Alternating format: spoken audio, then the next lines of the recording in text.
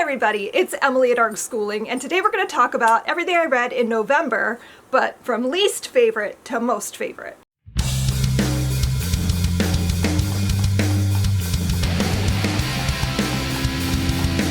I thought I'd do this a little bit differently, just because I struggle so much when talking about like my monthly reading. One of these days I'm going to figure out a thing I can do where I can talk about everything I've read in a more coherent way. That is not what we're going to be doing today, though. So I'm going to talk about everything I read this month, and I'm going to go from my least favorite to my most favorite. I feel like I had a pretty good reading month overall. I read 13 books, and I liked most of them. Like, I feel like mood reading has really been working for me. So let's just get right into it and start out with my least favorite book of November, which was The Resurrectionist by Kathleen S. Allen.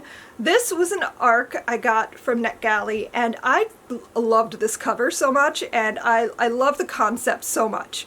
So I had really high expectations, which is why I think it was such a tremendous letdown.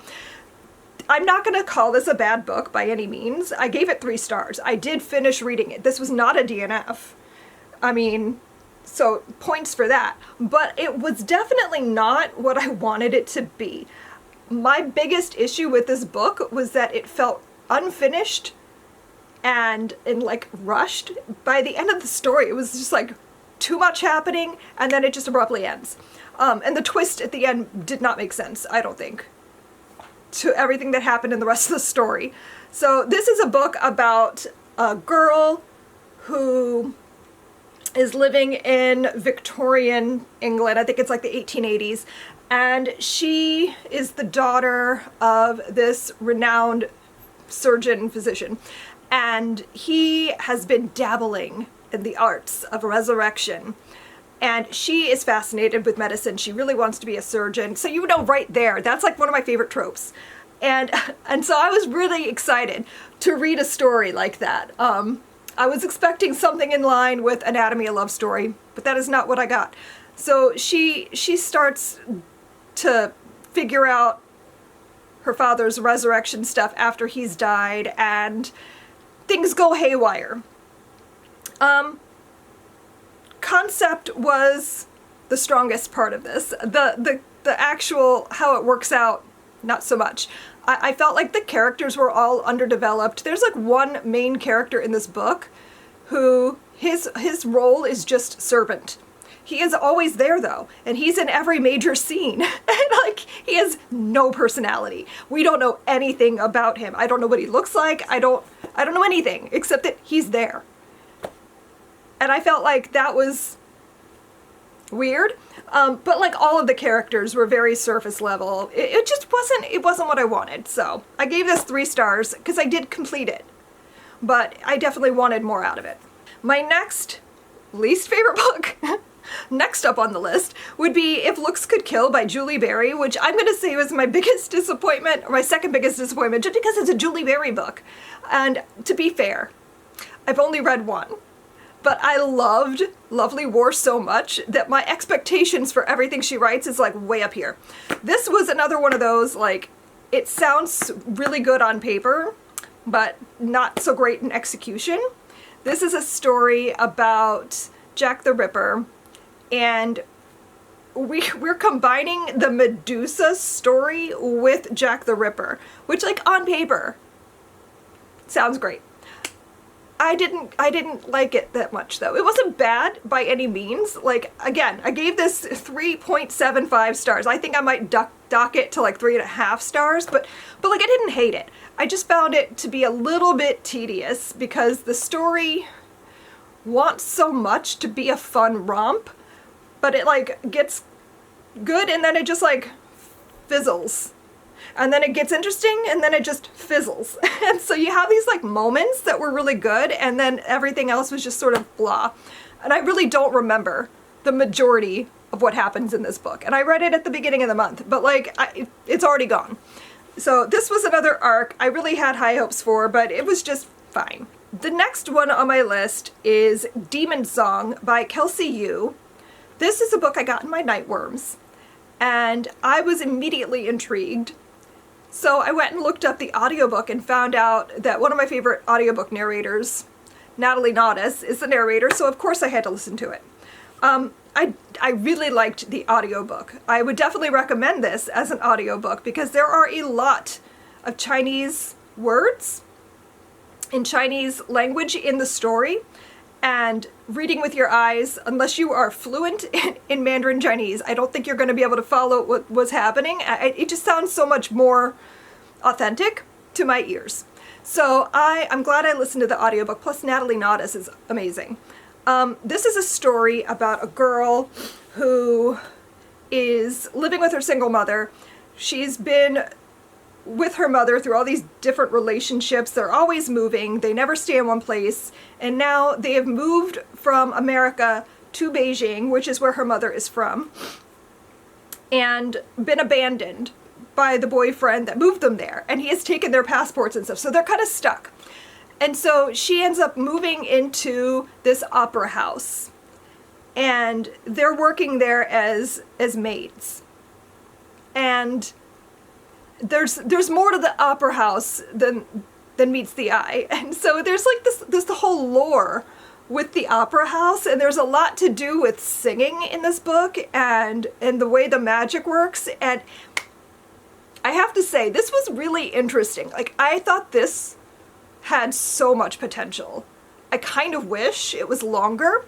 This was a novella. I think it was only like not even 200 pages.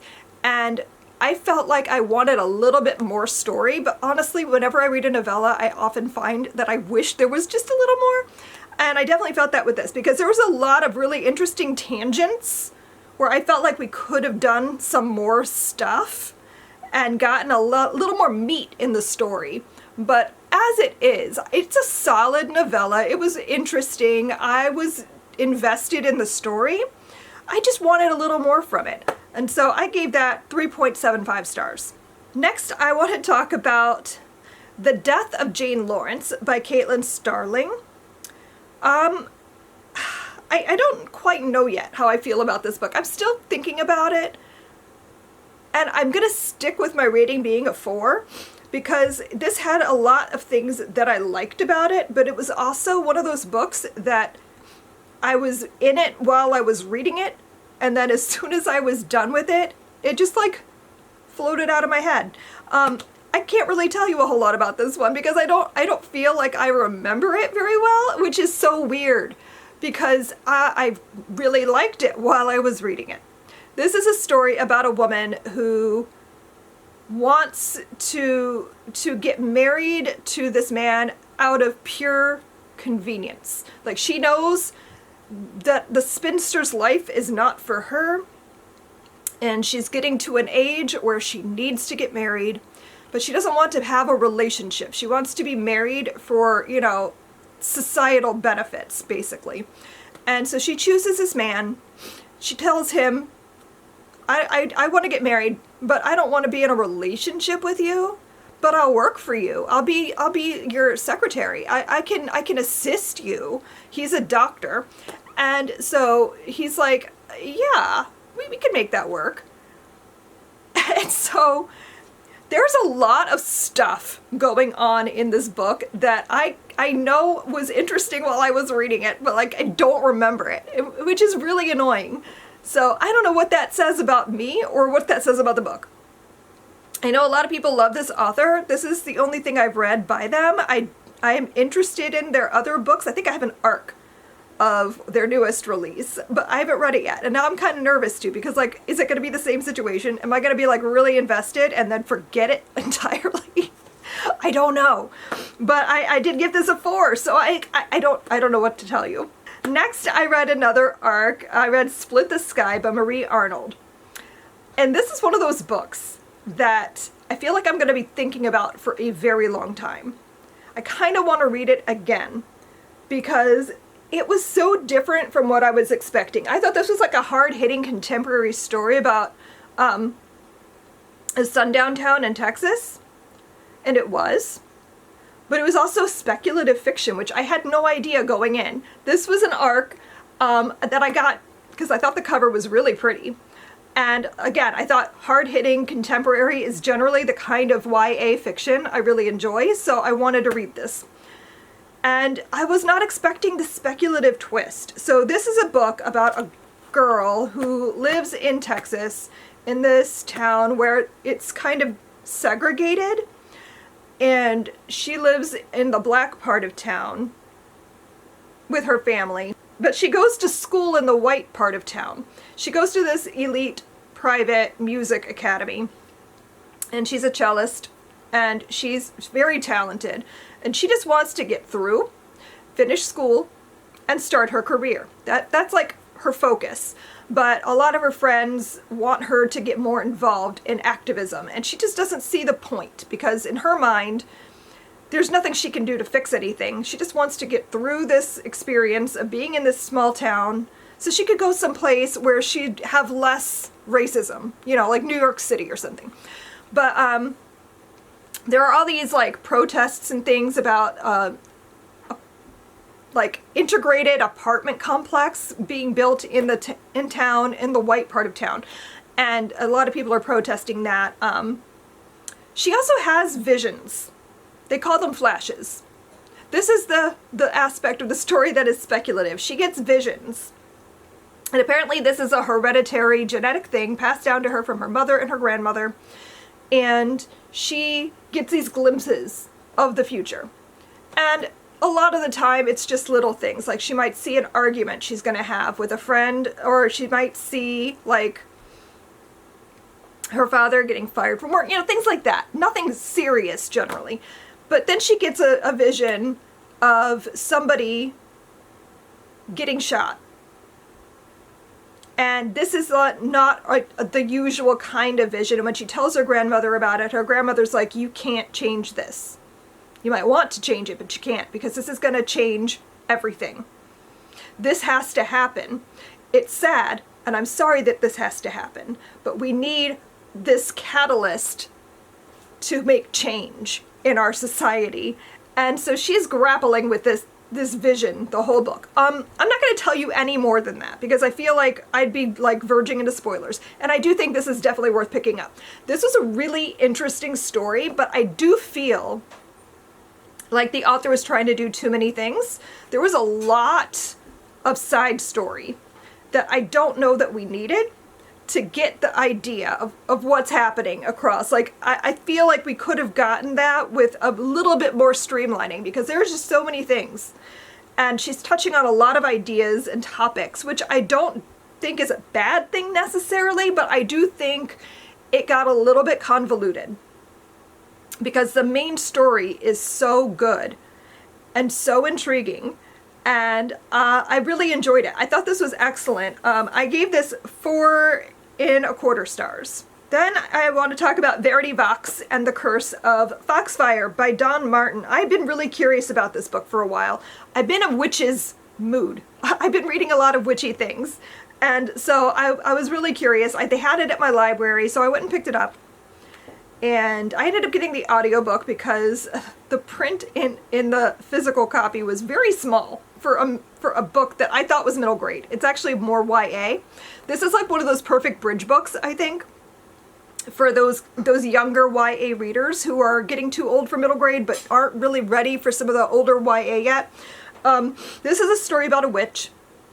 And I found the style of witchcraft, like the way that the witch system works, was really interesting. This is set in Appalachia, which I thought was interesting because I don't think I've really read a whole lot of, like, especially fantasy set in that part of the world.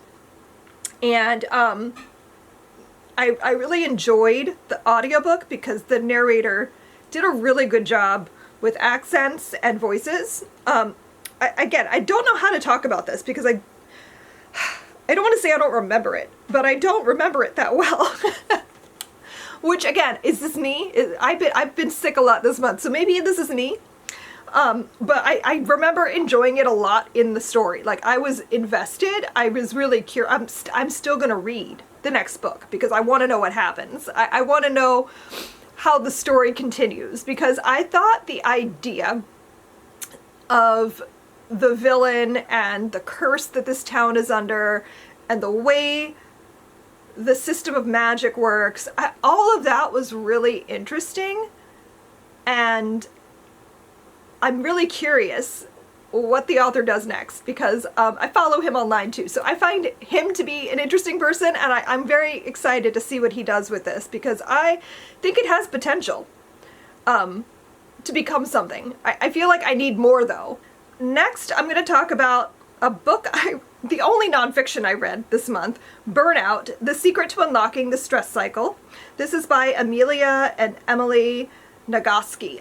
This was recommended to me by a friend because I have been the most burnt out I think I've ever been in my whole life. I'm blaming it on the year, but also just on the fact that I've been just like on a weird mental health spiral this year, and while things have improved, I'm still like really struggling with the burnout. So I read this as an audiobook. I think I want to buy myself a physical copy though, because I found myself wishing I could tab passages while I was listening, and I was like, oh, I should be taking notes. This was a really interesting self-help book because I find I don't generally like this kind of thing. I feel like 99% of the time those kinds of books don't work for me because they're not made for people who are neurodivergent. I feel like they're almost always books that are made for neurotypicals. So this book, I wouldn't say is specifically anything different from the norm,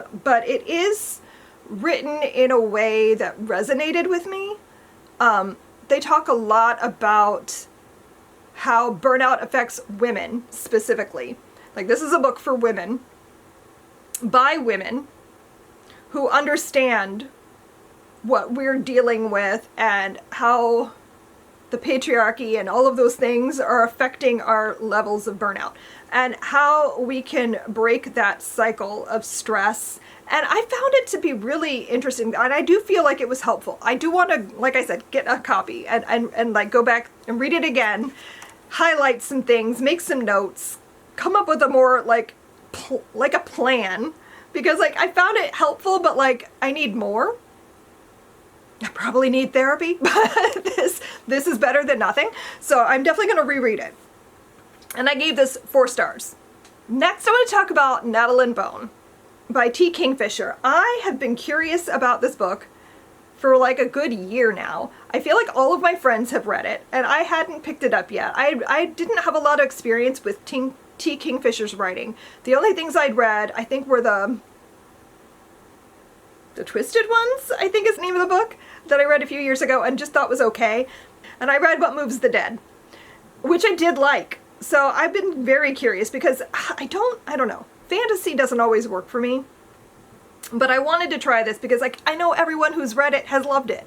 So I got it at the library, and I enjoyed this so much more than I thought I would. This was like a comedy, fantasy, girl power story about sisters and taking down the patriarchy, and I thoroughly enjoyed myself. Like, I had such a good time that I was not even expecting to have. Like, I went into this with really low expectations, and I'm so glad I read it. I might have to buy a copy because I feel like I want to read it again sometime. I'm gonna definitely need to read more T. Kingfisher though, because that was so much fun. I don't even know how to talk about it. Again, like, I'm not good at this, I'm sorry.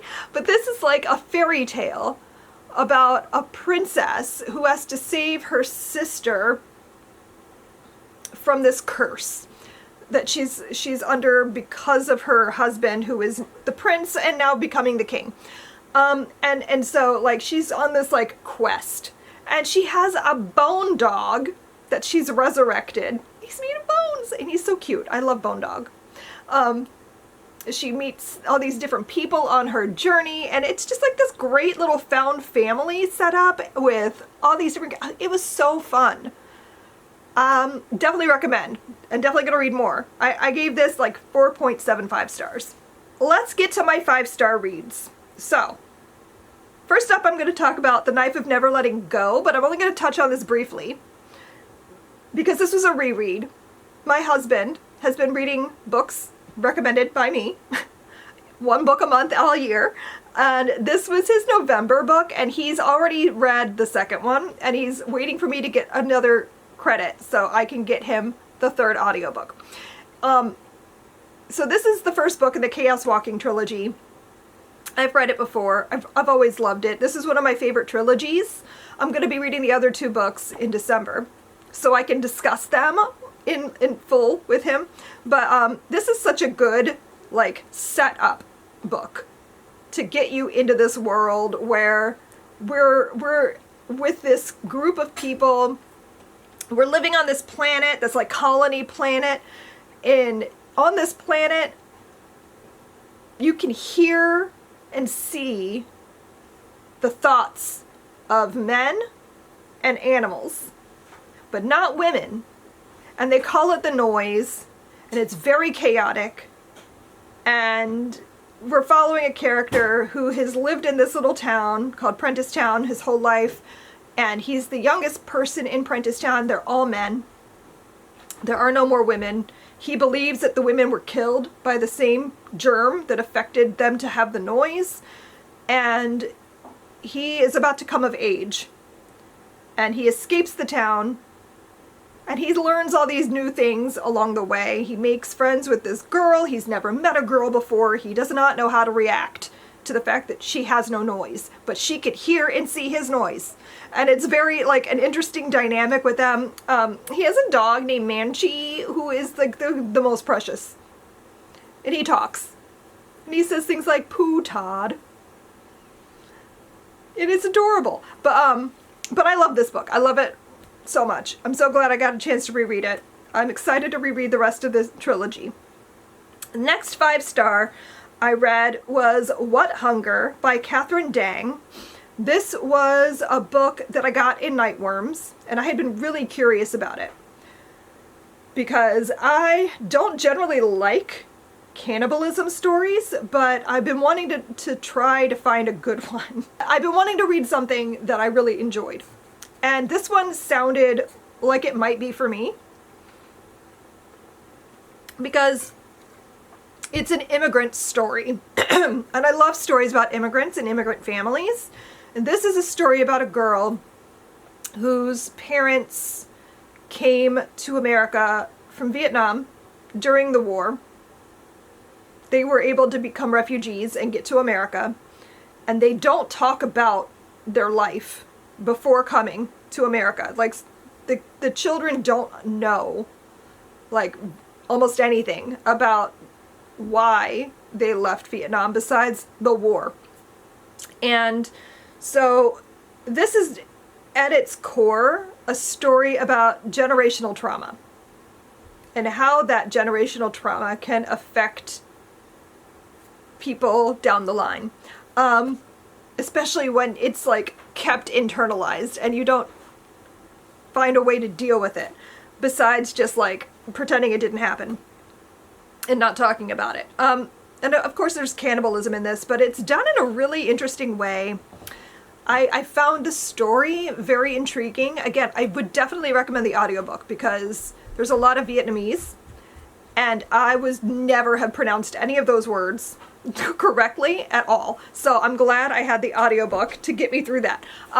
But I really, really thought this was a fascinating story.